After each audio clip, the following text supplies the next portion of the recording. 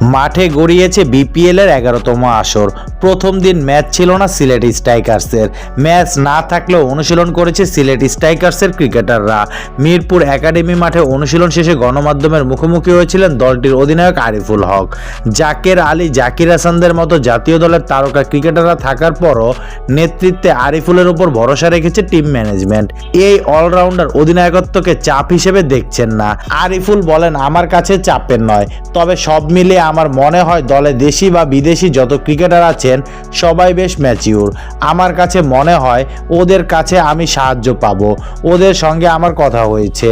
আমার কাছে মনে হয় না এখানে চাপের কিছু আছে। দলের পরিকল্পনা নিয়ে আরিফুল বলেন, পরিকল্পনা তো কম বেশি থাকেই, ওরকম পরিকল্পনা কিছু নেই। সবার সাথে কথা বলবো, আরও সময় আছে। আজকে আমাদের খেলা আছে, আজকে কথা বলবো। পরিকল্পনা আসলে হয়ে যাবে, এটা কোনো বড় ব্যাপার না। আমি জাতীয় লিগকে নেতৃত্ব দিয়েছি, 12 বছর ধরে বিপিএল চলছে, আমি বিপিএলে খেলেছি। এটা যে প্রথমবার নেতৃত্ব সেটা আমার কাছে মনে হচ্ছে না।